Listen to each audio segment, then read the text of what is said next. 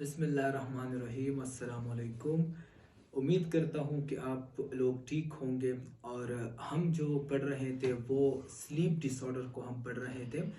और फिर sleep disorder में भी जो है हम स्लीप एवेक साइकिल के डिसऑर्डर को पढ़ रहे थे। स्लीप एवेक साइकिल डिसऑर्डर में हमने पढ़ा था इंसोम्निया डिसऑर्डर को, हाइपर सोमनोलेंस डिसऑर्डर को, और आज जिस टॉपिक को हम पढ़ रहे हैं वो है नार्कोलिप्सी। ठीक है। तो नार्कोलिप्सी जो है ये भी बेसिकली हाइपर सोमनोलेंस डिसऑर्डर की तरह है, लेकिन हाइपर सोमनोलेंस डिसऑर्डर से आपने इसको किस तरह डिफरेंशिएट करना है वो पॉइंट्स इसमें क्लियर हो जाएंगे। सो स्टार्ट करते हैं नॉर्कोलिप्सी को। तो नॉर्कोलिप्सी जो है स्लाइड्स के जरिए बताना इसलिए अच्छा होता है कि इसके मेमोरी जो है वो बहुत अच्छी होती है। So narcolepsy is a sleep disorder in which there is recurrent और there is frequent uncontrollable need for sleep, lapses into sleep यानी एक बंदा जो है वो नींद की तरफ जल्दी जल्दी जाता है, and frequent napping during the same day. So this is called narcolepsy. ठीक है। लेकिन नॉर्कोलिप्सी यहाँ पर ख़त्म नहीं होती, आगे जो है मैं आपको समराइज करूँगा। अच्छा, इसकी जो टोटल ड्यूरेशन है वो 3 मंथ्स है, और इसकी जो फ्रीक्वेंसी है वो 3 डेज पर वीक है। अब नार्कोलिप्सी की जो सबसे कैरेक्टरिस्टिक फीचर है, जो इसको हम कहते हैं कि पैथोग्नोमोनिक फीचर, दैट इज केटाप्लेक्सी। अब केटाप्लेक्सी क्या है? It is sudden loss of muscle tone.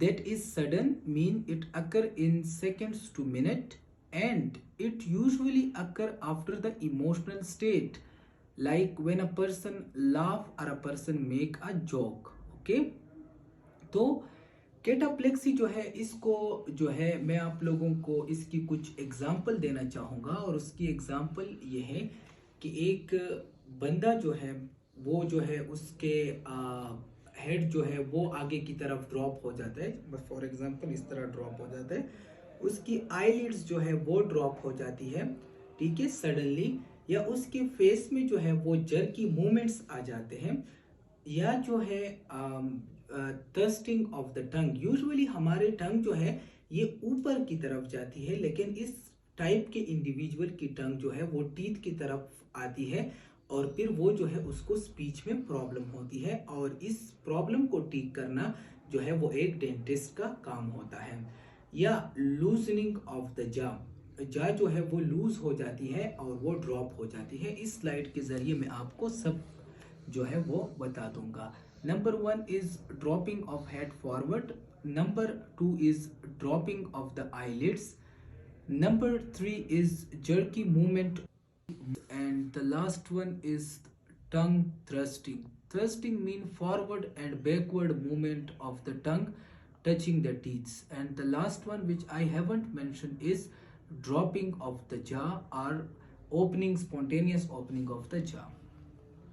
Then the next thing in narcolepsy is hypocretin 1 deficiency.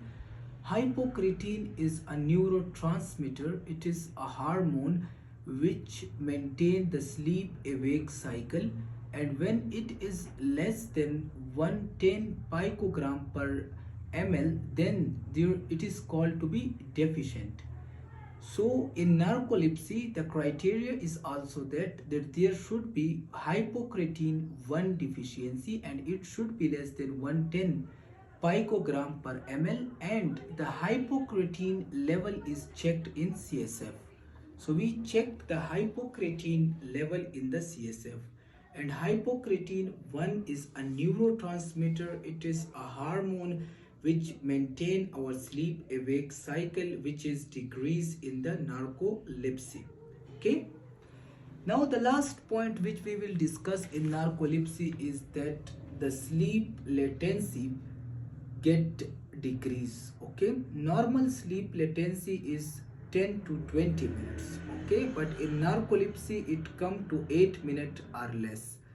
Sleep latency को आसान अल्फाज में समझिए। स्लीप लेटेंसी का मतलब ये होता है कि जब एक बंदा जो है वो बिस्तर में चला जाता है, लाइट्स ऑफ कर लेता है, तो उस टाइम से लेकर जब वो नींद में जाता है, इस टाइम को स्लीप लेटेंसी कहते हैं। तो नॉर्मली ये 10 to 20 मिनट्स होती हैं, लेकिन नार्कोलिप्सी में जो है, नार्कोलिप्सी में ये स्लीप लेटेंसी जो है ये 8 मिनट्स जो है उसमें आ जाती है, यानी बंदा जो है वो जल्दी जो है वो स्लीप में जाता है। अच्छा, इसके साथ जो है यूजुअली जब हम स्लीप में जाते हैं तो पहले जो है नॉन आरईएम स्लीप आता है और बाद में आरईएम स्लीप आता है, लेकिन इसमें जो है फौरन ही आरईएम स्लीप आती है, जिसकी वजह से एक इंडिविजुअल को स्लीप पैरालिसिस और उसके साथ साथ जो है उसको हिप्नोगोजिक हेलोसिनेशन, यानी वो हेलोसिनेशन जो नॉर्मल होते हैं और स्लीप से पहले ऑडिटरी हेलोसिनेशन होते हैं।